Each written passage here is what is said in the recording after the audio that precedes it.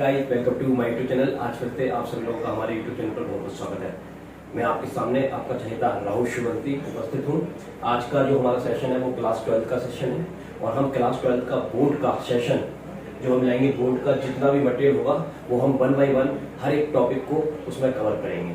और आज की जो क्लास है और आगे भी ये क्लास रहेगी, वो क्लास विशेष उन छात्रों के लिए है जो हिंदी मीडियम के छात्र हैं। हिंदी मीडियम के छात्रों को यूट्यूब पर बहुत कम मटेरियल मिलता है, काफी डिटेल में।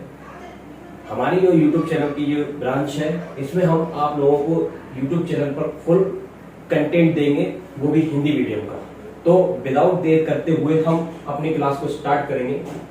हमारा जैसे कि आप जानते हैं ये क्लास भौतिकी की है, तो भौतिक शास्त्र के बारे में हमको स्टडी करना है। और भौतिक शास्त्र में हम जो स्टडी करेंगे, हमारी पहली इकाई का नाम है स्थिर वैद्युत, जिसको इंग्लिश में कहा जाता है इलेक्ट्रोस्टैटिक्स। तो यहां से हमारी क्लास 12 की हिंदी मीडियम की जर्नी प्रारंभ होती है। ओके, अब हमारी जो क्लास है उसमें इकाई तो फर्स्ट है, बट हमारा अध्याय रहेगा 1। अध्याय 1 में हम अध्ययन करेंगे विद्युत आवेश एवं क्षेत्र के बारे में। ठीक है भाई, तो हम पहला चैप्टर स्टार्ट करते हैं। तो सबसे पहले मैं इसको बिल्कुल बेसिक से लूंगा, तो बेसिक से आप जरा समझेंगे तो आपको बहुत आसान होगा फिजिक्स को समझना। और इसकी कंसेप्ट एक बार आप समझ लेते हैं बहुत अच्छी तरीके से, तो आपको आगे आने वाले कोई भी न्यूमेरिकल प्रॉब्लम, किसी भी प्रकार का कोई भी कॉन्सेप्ट है वो सब ठीक है भाई। तो स्टार्ट करेंगे सबसे पहले विद्युत के बारे में। विद्युत को इंग्लिश में क्या कहा जाता है? इलेक्ट्रिसिटी कहा जाता है। तो कक्षा 12वीं की जो भौतिकी है, हमें इसमें विद्युत के बारे में अध्ययन करना है। अब विद्युत क्या होती है और ये हमें नेचर में कहाँ मिलती है? तो आप देखेंगे कि नेचर में हमारे चारों तरफ है। जैसे ये बल्ब जल रहा है, इसके अंदर क्या चीज है? इलेक्ट्रिसिटी है, यानी कि विद्युत है। ये फैन चल रहा है, इसके अंदर क्या है? इलेक्ट्रिसिटी है। हमारा मोबाइल चलता है, हमारा कंप्यूटर चलता है, हमारा फ्रिज चलता है। जितनी भी हमारे आसपास जितने भी विद्युतीय उपकरण है, इलेक्ट्रॉनिक डिवाइस है जो विद्युत के कारण ऑपरेट होते हैं, उन सब में क्या है? आंसर है विद्युत है, इलेक्ट्रिसिटी है। अब इलेक्ट्रिसिटी बेसिकली होती क्या है? तो आंसर है इलेक्ट्रिसिटी बेसिकली एक तरह की ऊर्जा होती है, और इस ऊर्जा के बिना आपका कोई भी जो इलेक्ट्रिकल इंस्ट्रूमेंट है वो वर्क नहीं करेगा। अगर हमको बल्ब चालू करना है, कंप्यूटर चालू करना है, फ्रिज चालू करना है, मोबाइल को चार्ज करना है, तो किसी भी चीज को ऑपरेट करने के लिए आपको जो एनर्जी लगेगी, वो एनर्जी, रिक्वायर्ड एनर्जी, उसका नाम क्या है? इलेक्ट्रिसिटी। तो इलेक्ट्रिसिटी बेसिकली क्या होती है? एक एनर्जी होती है जिससे कोई भी जो भी इलेक्ट्रॉनिक डिवाइस है वो ऑपरेट होता है, वर्क करता है। ठीक है, अच्छा। अब ये जो इलेक्ट्रिसिटी है, इस इलेक्ट्रिसिटी की जो एनर्जी है, इसको, इसके जो कैरेक्टर है, इसके जो पार्ट है, जो भाग है, हमें विभिन्न रूपों में नेचर में देखने को मिलते हैं। उनमें से मैं कुछ भागों के बारे में आपको बताऊंगा। जैसे कि पहला भाग की बात हम करें, पहला भाग है इसका स्थिर वैद्युत। स्थिर वैद्युत। अब स्थिर वैद्युत क्या होती है?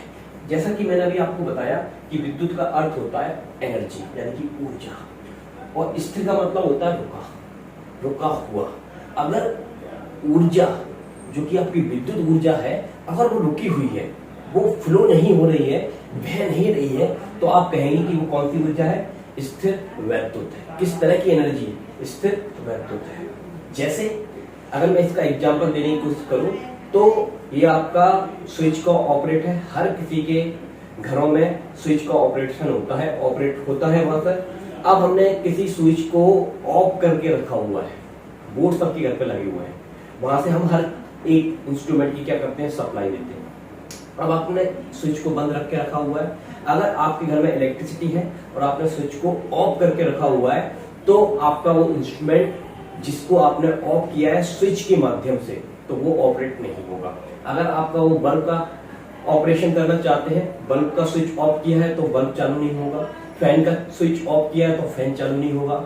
तो इस तरह से इलेक्ट्रिसिटी है घर में, बट वो चीजें काम नहीं कर रही है क्योंकि आपने एनर्जी को रोक कर रखा है, उसमें एनर्जी को आप जाने नहीं दे रहे हैं। अगर वो एनर्जी फ्लो नहीं हो रही है, मूव नहीं कर रही है, तो हम कहेंगे वो किस प्रकार की ऊर्जा है, आंसर है स्थिर विद्युत है। किस तरह की इलेक्ट्रिसिटी है, आंसर है स्थिर विद्युत है। इसी तरह से आपके सामने एक दूसरी तरह की इलेक्ट्रिसिटी आपको मिलेगी, दूसरी तरह की ऊर्जा आपको मिलेगी जिसका नाम है धारा विद्युत। धारा विद्युत क्या होती है, ध्यान से समझिए। धारा का मतलब होता है बहना, जैसे पानी की धारा होती है वैसे ही विद्युत की धारा होती है।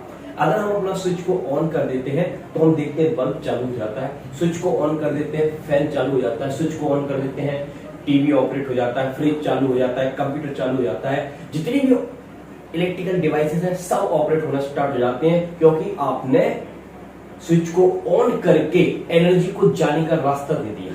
एनर्जी किस माध्यम से जाती है, तो आंसर है एनर्जी तार के माध्यम से जाती है। तो वो तार में जब फ्लो होती है तो हम कहते हैं कि इस समय जो एनर्जी इस तार में फ्लो हो रही है उस एनर्जी का जो नाम है, उस विद्युत का जो नाम है, उसको नाम दिया हमने धारा। इस तरह से आपने देखा कि विद्युत के दो कैरेक्टर मैंने आपको बताए, एक रुकी हुई विद्युत और एक चलने वाली विद्युत, बहने वाली विद्युत। इसी तरह से हमारी साइंस और आगे बढ़ी और हमने इलेक्ट्रिसिटी से होने वाले नए नए फिनोमेना देखे। किस तरह के फिनोमेना देखे, जैसे कि मैं आपको बताता हूँ नंबर थर्ड में हमने देखा धारा का चुंबकीय प्रभाव। धारा का चुंबकीय प्रभाव। अब धारा का चुंबकीय प्रभाव क्या होता है, यानी कि आपके पास एक तार है, एक चालक है और हम जानते हैं चालक में धारा प्रवाहित होती है।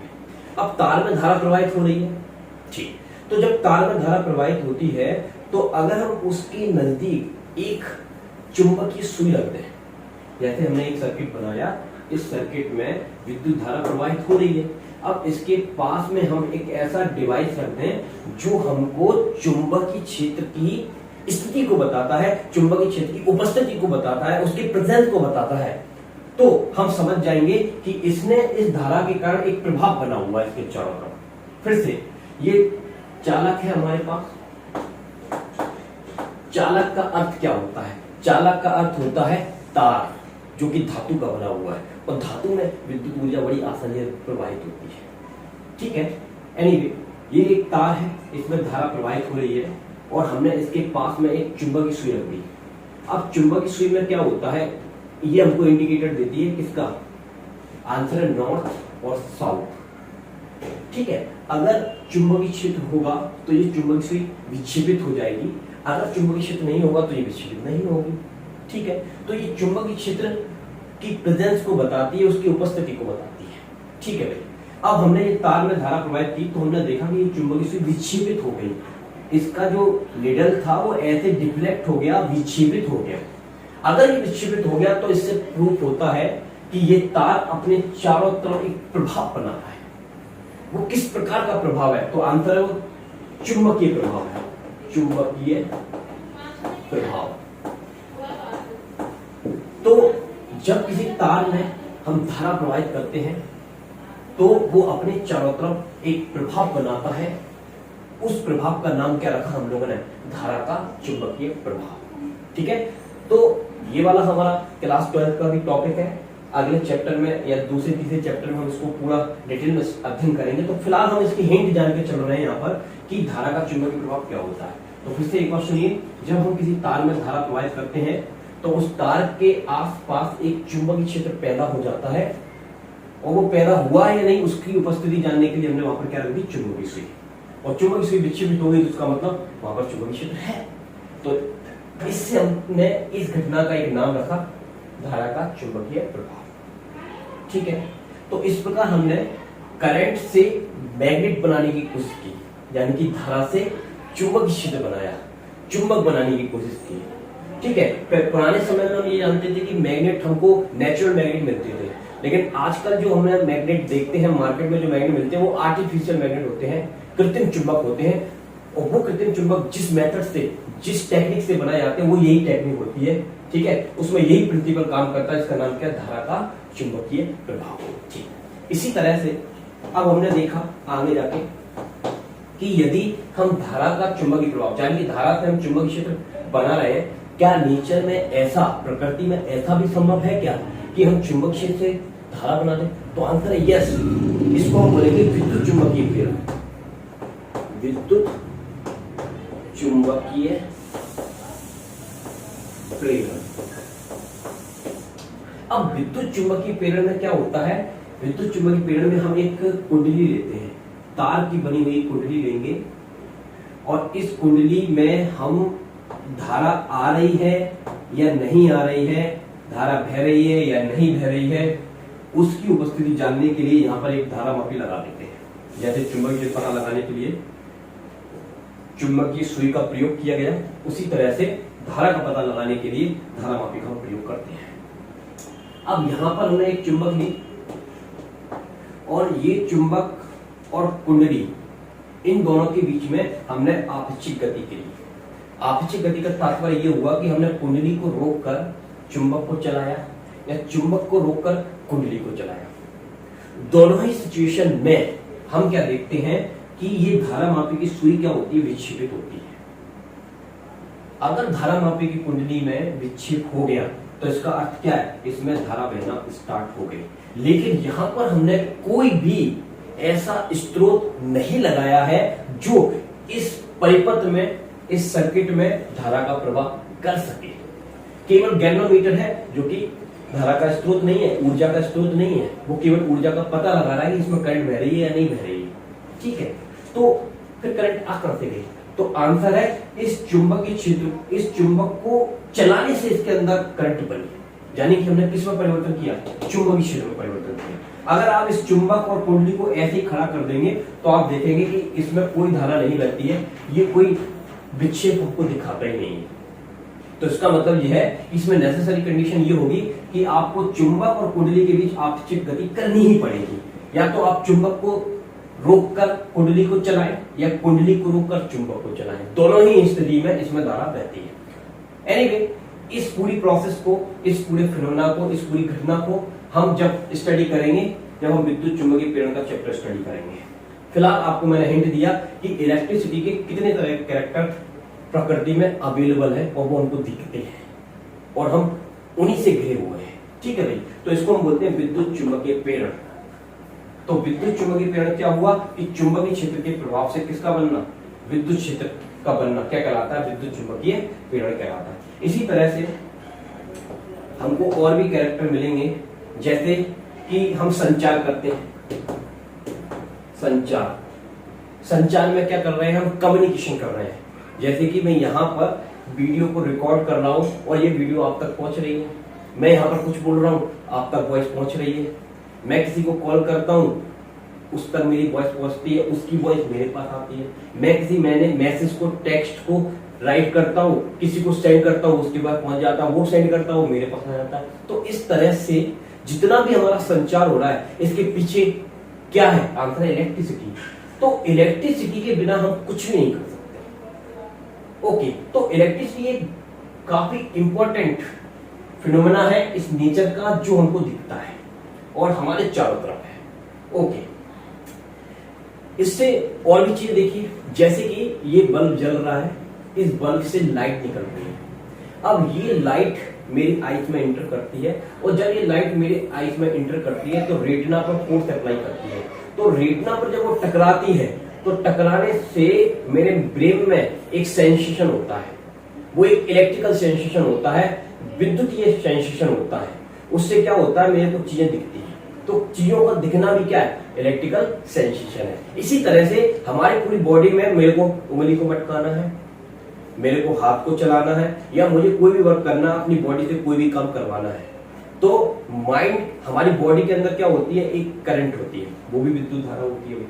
वो विद्युत धारा लेकिन माइक्रो एम्पियर में होती है, बहुत छोटी करंट होती है, और वो करंट के माध्यम से हमारी बॉडी का एक एक अंग वर्क करता है। जो भी आप कराना है, उंगली को हिलाना है, गर्दन को मटकाना है, कहीं जाना है, पैर को हिलाना है, कुछ भी करना है, ये सब जितने भी एक्शन आपकी बॉडी में हो रहे हैं, वो कौन से एक्शन है, इलेक्ट्रिसिटी के कारण होने वाले एक्शन है। तो इलेक्ट्रिसिटी एक वंडरफुल फिनोमेना है जो हमको नेचर में हर जगह दिखता है और इसी से सारे काम हो रहे हैं।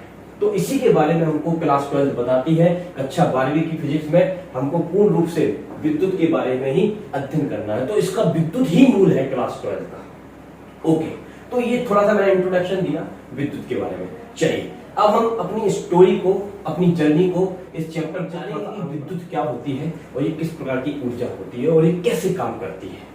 ठीक है भाई, तो इसको जानने से पहले मैं आपको एक चीज के बारे में बताऊंगा। पहले तो ये समझ लीजिए कि विद्युत में हम एक शब्द को अध्ययन करेंगे, उस शब्द का नाम होता है आवेश। आवेश को इंग्लिश भाषा में चार्ज कहा जाता है। क्या कहा जाता है? चार्ज। ये आवेश जो है, अगर आपने इस आवेश को समझ लिया तो विद्युत से जुड़े हुए सभी तरह के आपने घटनाओं को, फिनोमेना को आप स्टडी कर सकते हैं। तो विद्युत को समझने के लिए आपको क्या समझना पड़ेगा? आवेश। तो आवेश जड़ है विद्युत की। बिना आवेश को समझे आप विद्युत को समझ ही नहीं सकते। और अगर आपने आवेश को अच्छे से समझ लिया तो विद्युत से जुड़ी हुई जितनी भी घटनाएं होंगी, जितनी भी कहानियां होंगी, जितनी भी स्टोरी होंगी, जो भी चीज आएगी वो सब हम बड़ी आसानी से समझ पाएंगे। तो आवेश का कंसेप्ट, आवेश की अवधारणा समझ में आना अनिवार्य है। ठीक है भाई, तो आवेश की जर्नी प्रारंभ करने से पहले हम कुछ और बात करते हैं प्रकृति के बारे में। प्रकृति यानी कि नेचर। नेचर जिसको हम ईश्वर कहते हैं, जिसको हम अपने चारों तरफ देखते हैं। तो ईश्वर ने ही ये पूरा यूनिवर्स, ये पूरा ब्रह्मांड बनाया है और उसी ईश्वर को हमने प्रकृति शब्द दिया है, जिसको हम इंग्लिश भाषा में कहते हैं नेचर। और नेचर का मीनिंग होता है ऊर्जा, एनर्जी।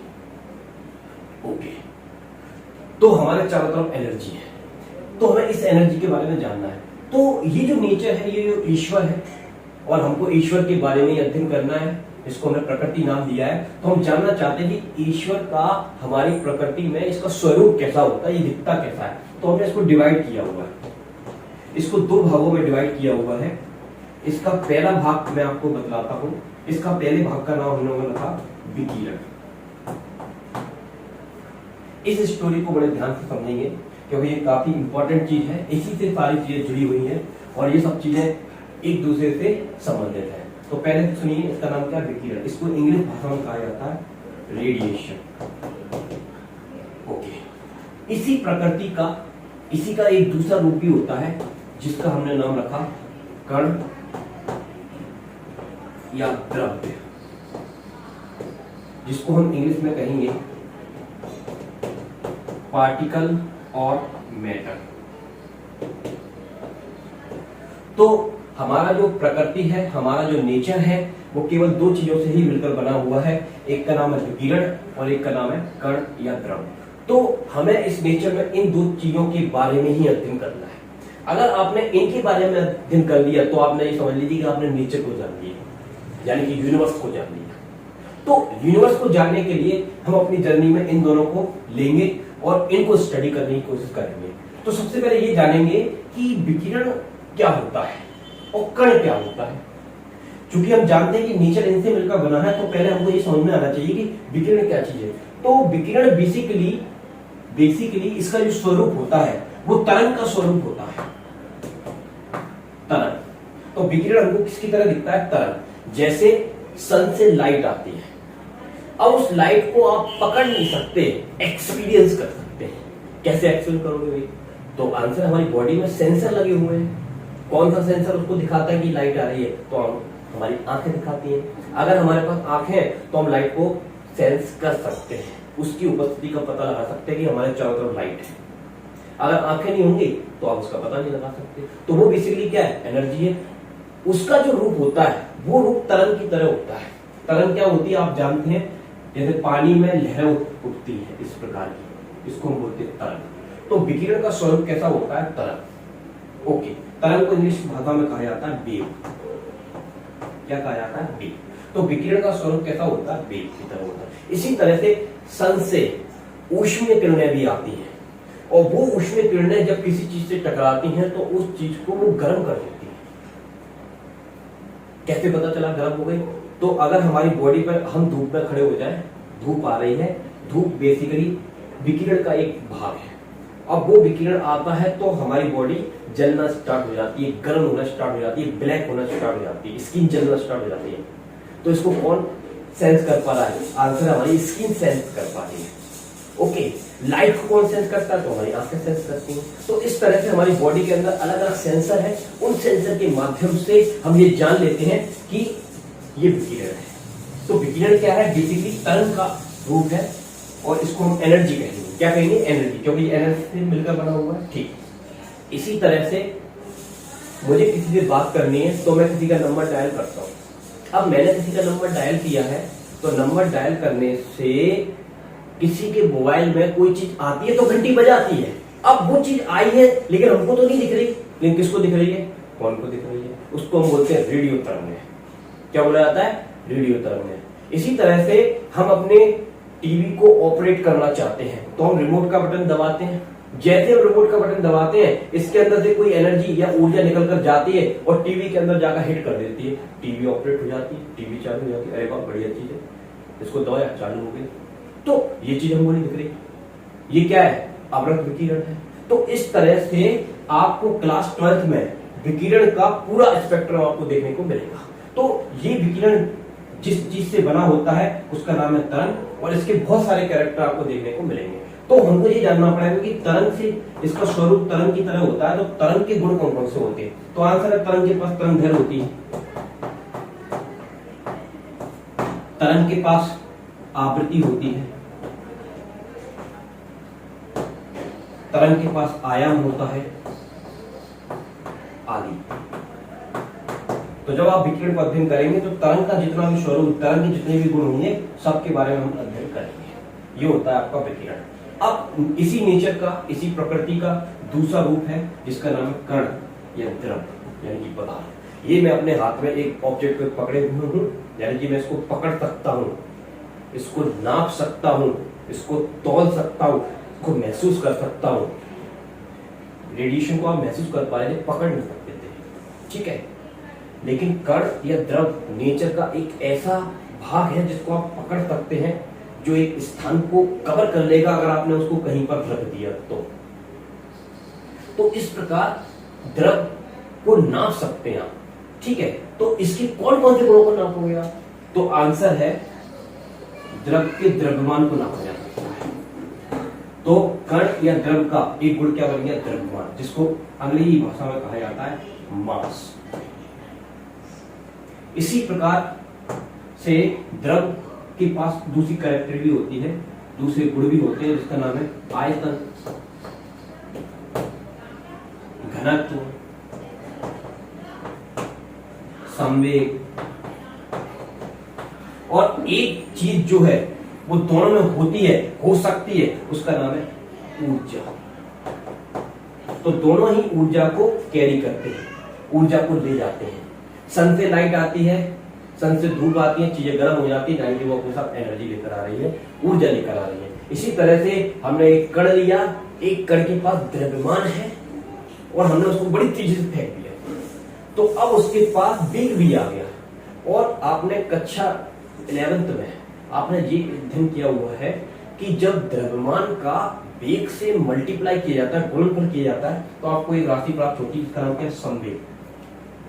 तो उसके पास क्या आ गया? संवेग आ गया। और जब वो किसी चीज को जाकर हिट करेगी तो उसको चोट पहुंचा सकती है, यानी कि उसके पास क्या है? ऊर्जा है। इसका नाम क्या होता है? गतिज ऊर्जा, क्योंकि वो चल रही है, राइट। तो इस तरह से दोनों के पास ऊर्जा हो सकती है। तो प्रकृति के दो रूप है, एक का नाम विकिरण है, एक का नाम कण या द्रव्य है, ठीक है। अब इसी नेचर के दो भाग हैं। क्या ऐसा भी हो सकता है क्या ये द्रव विकिरण में और विकिरण द्रव में परिवर्तित हो जाए? तो आंसर है यस, द्रव विकिरण में भी परिवर्तित होता है और विकिरण द्रव में भी परिवर्तित होता है। ये जो चीज होती है ये हम आधुनिक भौतिकी में पढ़ेंगे। तो जब उस समय हम आधुनिक भौतिकी पढ़ेंगे तो हम ये पढ़ लेंगे कि द्रव विकिरण में कैसे परिवर्तित होता है और विकिरण द्रव में कैसे परिवर्तित होता है। एनीवे, अभी फिलहाल हमको इनको सेपरेटली ही स्टडी करना है। तो फिलहाल इसको मैं साइड में रखता हूं, इस नेचर के इस भाग को उठाता हूं और अब मैं केवल द्रव के जितने भी गुण हैं उनको समझने को यहाँ पर ले लेता हूं। तो हमारा पूरा फंडा जो है वो द्रव पर ही आधारित है। तो मैंने यहाँ पर द्रव को लिख लिया, द्रव यानी कि मैटर। तो अब हमारी अगली स्टोरी जो है वो मैटर के बारे में है और मैटर के बारे में ही हमको जानना है। तो इसकी सबसे इंपॉर्टेंट चीज हम लेते हैं इंपॉर्टेंट गुण लेते हैं इसका। वो गुण जो होता है वो हम देखते हैं बल लगाना। अगर किसी पदार्थ, जैसे हमारे पास कोई पदार्थ है, तो इस पदार्थ का जो प्रोमिनेंट गुण होता है वो गुण होता है बल लगाना। बल वाला गुण हम क्यों पकड़ रहे हैं? तो आंसर हम इसलिए पकड़ रहे हैं क्योंकि जब हम किसी चीज पे बल लगाते हैं तो वो चीजें में गति पैदा हो जाती है। अगर कोई वस्तु में गति आ गई तो हम समझ जाएंगे कि इस पर क्या लग रहा होगा, बल लग रहा होगा। और गति का चीज चलती है जो हम आंखों से देख सकते हैं, तो हम उसके वही वाले गुण को लेंगे कि द्रव जो होता है वो क्या लगा सकता है, बल लगा सकता है। तो द्रव बल लगा सकता है। अच्छा, तो द्रव बल लगा सकता है, तो कौन कौन से बल लगाता है प्रकृति में? देखिए, सबसे पहला बल हम इसका देखेंगे। द्रव जो होता है वो बल लगाता है, उस बल का नाम हमने रखा है गुरुत्वाकर्षण बल। अब देखिए जरा, गुरुत्वाकर्षण बल क्या होता है। जैसे ये एक वस्तु है, इस वस्तु के पास क्या है, कुछ भी है, एनीवे, इस वस्तु को मैंने यहां पर छोड़ा, मैंने कहा तुम यहीं पर खड़े रहना और थोड़ी देर में मैं आता हूं। जैसे मैं इसको छोड़ दूंगा, अपना हाथ हटाऊंगा, ये नीचे गिर जाएगी ऐसे। तो कौन है जो उसको नीचे की तरफ खींच रहा है? तो आप जानते हैं अर्थ इसको खींच रही है, खींचती। ठीक, तो इसका मतलब क्या है, इस पर किसी ने बल लगाया तभी ये वस्तु चली होगी। किसी वस्तु में गति तभी आ सकती है जब उस पर कोई बल लगाए, लेकिन हमने तो नहीं लगाया, हमें तो दिख रहा है, हम तो केवल इसको छोड़कर चले गए, तो ये अपने आप नीचे गिर गई ना। तो इसका मतलब ये हमने बल नहीं लगाया तो किसने लगाया, अर्थ ने बल लगाया। लेकिन अर्थ तो इसके पास जंप करके नहीं आई इसको पकड़ने के लिए कि तू आ जा भाई, वो तो वहीं खड़ी है, फिर भी ये गए। तो इस तरह का जो बल लगता है ये बिना संपर्क वाला बल होता है। देखो, बल लगाने के दो रास्ते होते हैं, दो तरीके होते हैं। एक तो बल के लिए हमको संपर्क बनाना पड़ेगा और बल लगाना पड़ेगा। संपर्क बनाओ, बल लगाओ, संपर्क बनाओ, इस दिशा में बल लगाओ, संपर्क बनाओ, उस डायरेक्शन में बल लगाओ। तो बिना संपर्क लगाए हम इसको नहीं चला सकते। लेकिन इस केस में क्या हो रहा है कि हम संपर्क नहीं बना रहे हैं, हम केवल इसको छोड़ के गए, ये अपने आप नीचे गिर गया। ये तो एक छोटा सा एग्जाम्पल है, बहुत बड़े बड़े एग्जाम्पल हो सकते हैं। जैसे हमारी पृथ्वी को सूर्य अपनी तरफ खींचता है, क्या जरूरत है उसको खींचने की? तो आंसर उसको बल लगा रहा है, बल लगा रहा है, इसलिए अर्थ इसके चारों तरफ घूमती है, किसी और प्लैनेट के चारों तरफ नहीं घूमती, या किसी सन के चारों तरफ नहीं घूमती, क्योंकि सन इस पर जोर से बल लगा रहा है, तो इस सन के चारों तरफ घूमती है। इसी तरह से हमारी पृथ्वी के चारों तरफ चंद्रमा घूमता है, तो पृथ्वी चंद्रमा बल लगाती है। चंद्रमा पृथ्वी पर सूर्य बल लगाता है, तो वो उसके चारों तरफ घूमती है। इसी तरह से पूरी गैलेक्सी में बल लग रहा है, पूरे यूनिवर्स में बल लग रहा है, और ये पूरा नेचर उस बल के माध्यम से बना हुआ है।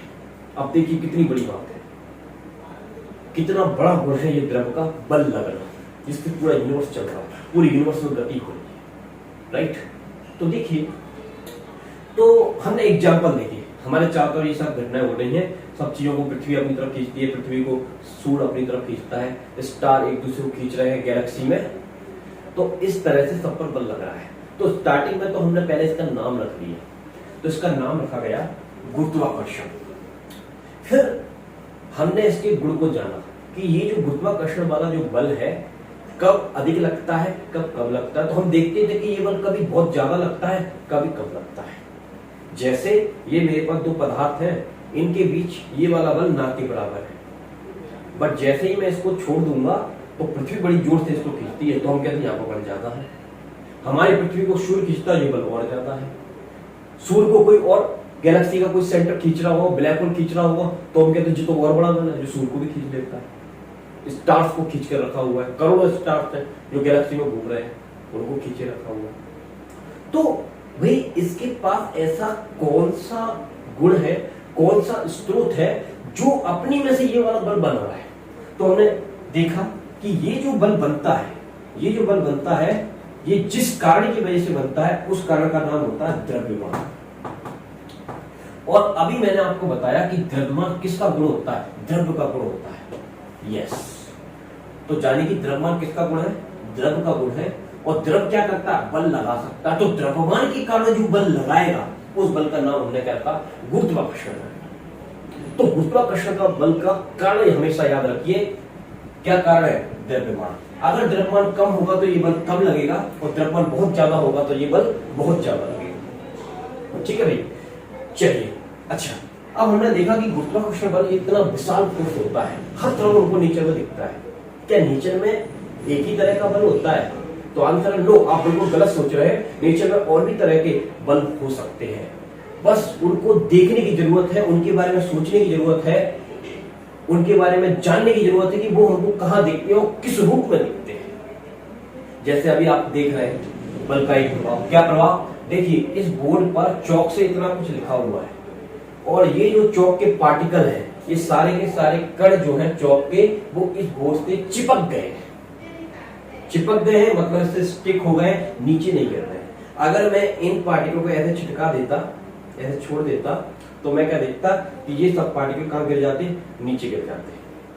बट अभी ये पार्टिकल को जब मैं ऐसे चलाता हूं चौक को, तो जब मैं ऐसे चलाता हूं तो ये सारे चौक के पार्टिकल से चिपक जाते हैं और ये नीचे नहीं गिर रहे हैं, हमको दिखता है।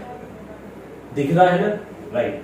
तो इसका क्या मतलब है कि इतनी बड़ी अर्थ इतने छोटे छोटे पार्टिकल को नहीं खींच पा रही। क्यों नहीं खींच पा रही? क्योंकि ये ग्रीन बोर्ड ने इस व्हाइट बोर्ड के पार्टिकल को अपने साथ चिपका लिया है। अगर चिपका लिया है और अर्थ नहीं खींच पा रही है, तो इसका मतलब ये है कि ये कोई दूसरे तरह का बल है, जो कि गुरुत्वाकर्षण बल से भी बहुत स्ट्रॉन्ग बल है। ठीक है, तो आइए इसके बारे में जानते हैं कि किस तरह का बल है। तो सबसे पहले तो हमने इसका नाम दिया। क्या नाम दिया? इस बल का हमने नाम रखा विद्युत बल। विद्युत बल।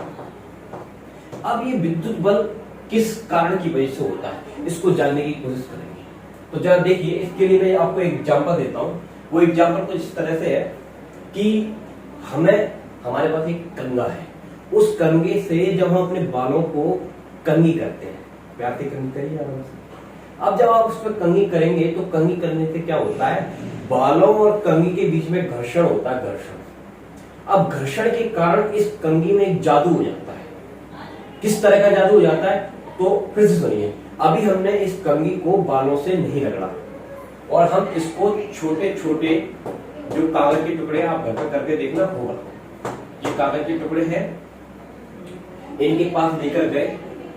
क्यों? क्योंकि हम देखना चाह रहे थे कि ये गुरुत्वाकर्षण बल तो नहीं है।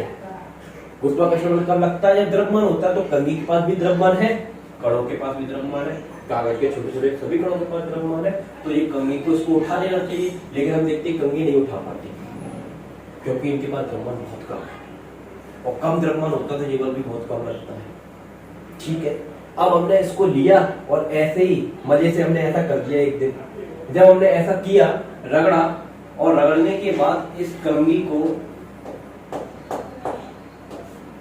इन छोटे छोटे पेपर के कणों के पास लेकर गए, तो हमने देखा कि ये कण इसकी तरफ एक खिंचाव बल महसूस करने लगे, ऐसे इस तरह से। हमने टच भी नहीं किया, फिर भी ये कण इसकी तरफ खिंचाव महसूस करते हैं, और ये कण हमने देखा कि इस कंघी से स्टिक हो गए, चिपक गए। अब ये चिपक गए तो इन सभी कणों ने क्या महसूस किया? तो आंसर है, इन सभी कणों ने एक ऊर्जा को महसूस किया, और उसी ऊर्जा का नाम हम लोगों ने रखा है विद्युत। तो पहले ये विद्युत नहीं थी, ये ऊर्जा हमको नहीं दिख रही थी, लेकिन रगड़ने के बाद ये ऊर्जा हमको दिखना प्रारंभ हो गई। तो इसका मतलब हमने ऐसा कर क्या दिया? तो हमने इसको रगड़ा। तो रगड़ने से क्या हुआ? तो हम कहेंगे कि रगड़ने से इसके पास ताकत आ गई, उसको ताकत नाम दिया। क्या आ गई? ताकत। अब हम उस ताकत को नाम देना चाहते हैं, तो उस ताकत को हमने नाम दिया आवेश। क्या नाम दिया? आवेश। तो रगड़ने से इसके पास जो खींचने की, जो छोटे छोटे पार्टिकल्स हैं, उनको खींचने की ताकत आ जाती है। गुरुत्वाकर्षण के विरुद्ध भी वो उसको बड़ी तेजी से खींच लेते हैं, और आप देखेंगे कि इससे चिपक जाएंगे, और कंघी को आप ऐसे हिला के देखेंगे, ये कण नहीं गिरेंगे। अगर नहीं गिर रहे हैं तो इसका मतलब यह है कि ये वाला बल बहुत जोर का बल होता है। जब ये लगता है तो गुरुत्वाकर्षण बल भी उसके सामने फेल हो जाता है। अच्छा, तो अब इस ताकत का हमने नाम सोच लिया। इस ताकत का नाम क्या रखा गया? आवेश। यानी कि इस ताकत के पास आवेश आ गया। इंग्लिश भाषा में इसको चार्ज कहते हैं, और चार्ज बड़ा ही कॉमन शब्द है। मिलिट्री में आप लोग देखते हैं जब जंग होती तो बोलते हैं चार्ज यानी कि फोर्स लगाओ। तो जब किसी वस्तु पर आवेश आ जाता है यानी कि चार्ज आ जाता है तो वो बल लगाना स्टार्ट कर देती है। क्या लगाना स्टार्ट कर देती है? बल। अब ये जो बल लगाती है उस बल का नाम विद्युत बल है, इसलिए हमने इस आवेश का नाम भी विद्युत आवेश रखा हुआ है। क्या रखा हुआ है? विद्युत आवेश। तो यहां पर आपको थोड़ी सी हिंट मिली, आवेश क्या होता है? तो आंसर है आवेश एक प्रकार की ताकत होती है जो पदार्थ के साथ कुछ एक्टिविटी, कुछ क्रिया करने से आती है। अदरवाइज वो उसके अंदर थी, लेकिन हमने जब तक क्रिया नहीं करेंगे तब तक वो नहीं आएगी। जैसे मैं इस चौक को ऐसे रख लूं और ऐसे हटा लूं तो कुछ नहीं लिखता। तो मैं क्या करता हूं, ये ऐसे रब करता हूं, ऐसे रगड़ता हूं, रगड़ने से लिख जाता है। तो मतलब रगड़ने से इसके पार्टिकल छूटकर इससे चिपक जाते हैं। तो मैं कहता हूं कि इस ग्रीन बोर्ड ने इन चौक के पार्टिकल पर जो बल लगाया है वो बल कौन सा बल है? विद्युत बल। क्यों लगाया होगा? तो आंसर उसके पास क्या आ गया? आवेश आ गया। तो इनके पास आवेश इसलिए चिपक गया, वो ऐसे चिपके रहेगा जब तक मैं नहीं छुटाऊंगा। जैसे ठीक है, और भी एग्जांपल लेंगे। एनीवे फिलहाल अब आपने देखा कि द्रव बल लगा सकता है। अब वो नेचर में कितने तरह के बल लगाता है? तो आंसर है गुरुत्वाकर्षण बल लगाता है, विद्युत बल लगाता है। गुरुत्वाकर्षण बल कब लगाता है? जब उसके पास कौन सा गुण होता है? द्रव्यमान। तो द्रव्यमान होगा तो वो गुरुत्वाकर्षण बल लगाएगा। विद्युत बल को कब लगाएगा? तो आंसर उसके पास क्या होना चाहिए? आवेश होना चाहिए। अच्छा, अब आपने देखा कि द्रव्यमान किसके पास होता है? आंसर है द्रव्य के पास होता है। अगर द्रव्य नहीं होगा तो द्रव्यमान भी नहीं होगा। अब आपने ये भी देखा कि ये द्रव्य जो होता है द्रव्य को ही तो खींच रहा है। देखो ये पदार्थ था यानी कंघी थी, कंघी किसको खींच रही है? कागज के टुकड़ों को खींच रही है। इनके पास भी द्रव्यमान है, इनके पास भी द्रव्यमान है, यानी कि द्रव है दोनों और द्रव खिंच जाते हैं। तो आंसर ये हुआ कि विद्युत आवेश भी इसी द्रव्य का एक गुण है। तो द्रव के दो गुण होते हैं, उन दो गुण के कारण वो दो तरह के बल लगा सकता है और लगाता है। कौन कौन से? द्रव्यमान के कारण गुरुत्वाकर्षण बल लगाएगा, और यदि हम कुछ एक्टिविटी कर देंगे तो आवेश के कारण वो कौन सा बल लगाएगा? विद्युत बल लगाएगा। तो इस प्रकार से द्रव्यमान होना अनिवार्य है।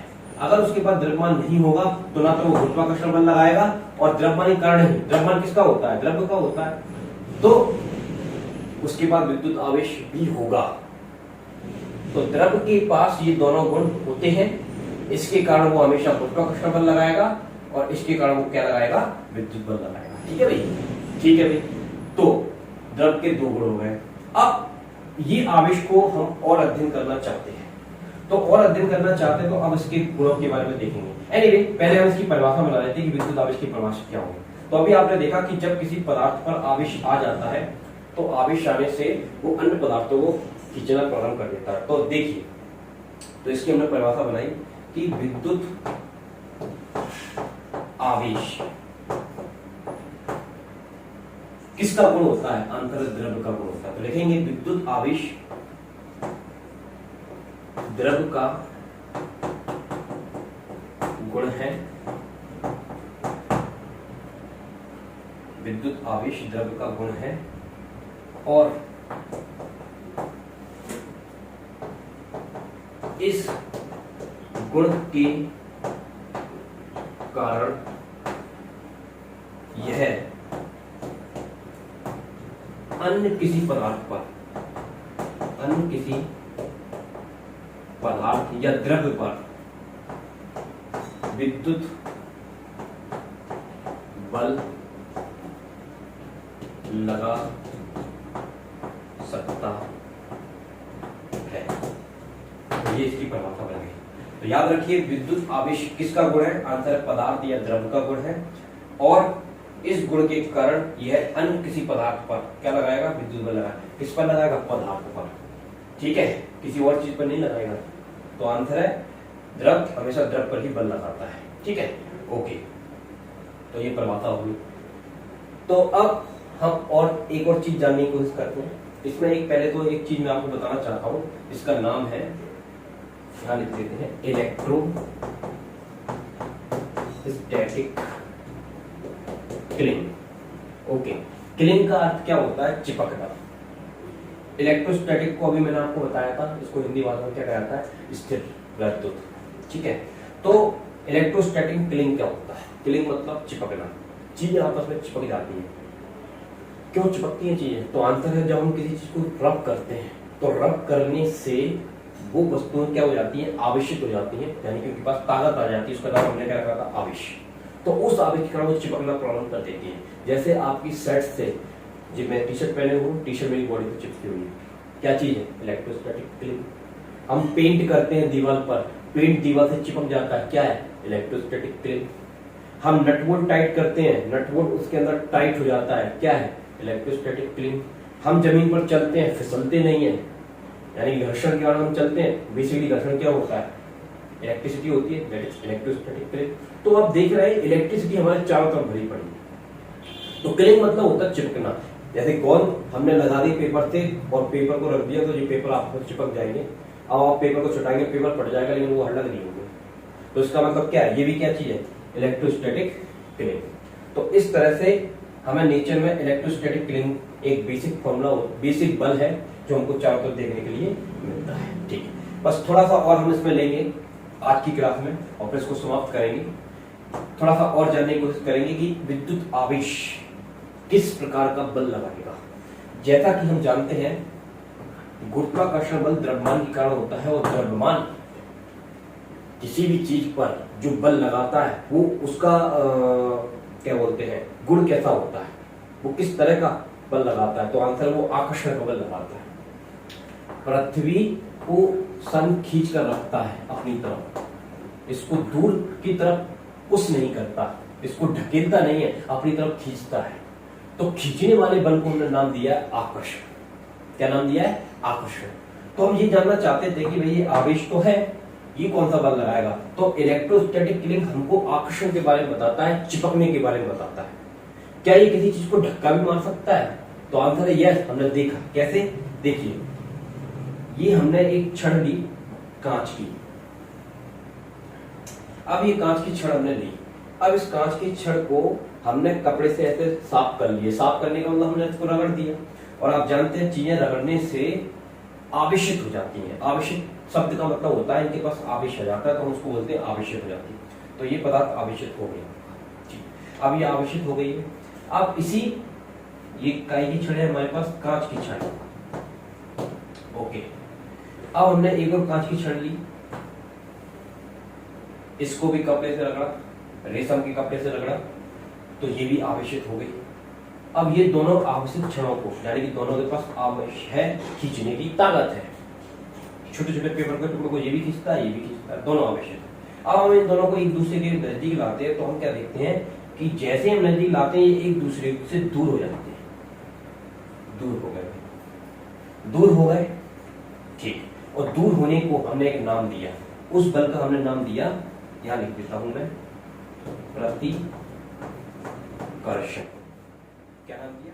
इसी तरह से हमने एक प्लास्टिक की छड़ ली, ये प्लास्टिक की छड़ है, ये दूसरी प्लास्टिक की छड़ है। इस वाले प्रयोग में कांच की छड़ को रेशम के कपड़े से रगड़ के लाया गया था, इसको भी दूसरी रेशम के कपड़े से रगड़ के लाया गया था। दोनों आवेशित थी, दोनों ने एक दूसरे को प्रतिकर्षित कर दिया, यानी कि दूर कर दिया। दूर करने का मतलब प्रतिकर्षण। इसको हमने बिल्ली की खाल से रगड़ दिया, बिल्ली को पकड़ा और रगड़ दिया, ऐसे पकड़ के, जैसे दो बच्चों को पकड़ कर देते हैं वैसे ही पकड़ के इसको रगड़ दिए। अब इसको रगड़ा तो हमने देखा ये भी आवेशित हो गई, ताकत आ गई इसमें। किसकी ताकत? खींचने की ताकत आ गई।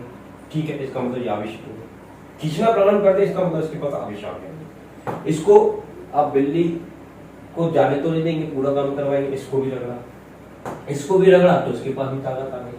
अब दोनों के पास ताकत आ गई है और दोनों को नजदीक लेकर आए, तो हमने देखा ये भी एक दूसरे को दूर करना प्रारंभ कर देती हैं, और दूर करने का नाम तो हम रख चुके, क्या नाम है? प्रतिकर्षण। तो वहां से प्रतिकर्षण। तो आवेश क्या कर रहा है? प्रतिकर्षित कर रहा है, तो खींचेगा कब? तो अब हमने तीसरे प्रयोग में क्या करके देखा कि ये कांच की छड़ ली और ये प्लास्टिक की ली। तो ये कांच की छड़ है आपके सामने और ये प्लास्टिक की छड़ है आपके सामने, ये गिलास और ये प्लास्टिक। इन दोनों को हम जब लेकर आए, दोनों आवेशित है, तो हमने देखा कि ये एक दूसरे की तरफ चिपकना प्रारंभ कर देती हैं, किलिंग की तरह, किलिंग होना स्टार्ट कर देती हैं। तो इसका मतलब क्या है? इस चिपकने वाले गुण को ये खींच रही है एक दूसरे को, इस खिंचाव को हमने नाम दिया आकर्षण। क्या नाम दिया? आकर्षण। तो इससे क्या कंक्लूजन निकला, क्या रिजल्ट निकला? ये रिजल्ट निकला। पहले तो बात तो दो रिजल्ट निकल रहे हैं यहाँ पर, सुनिए, और हम देख रहे हैं। तो ये क्या देखा कि आवेश का जो गुण है, आवेश के अंदर नए नए तरह के गुण होते हैं बल लगाने में। पहला गुण देखिए, अगर आप समान पदार्थ को लेकर आएंगे, ठीक है, समान प्रकृति के पदार्थ को लेकर आएंगे रगड़ कर, तो ये एक दूसरे को प्रतिकर्षित करेंगे।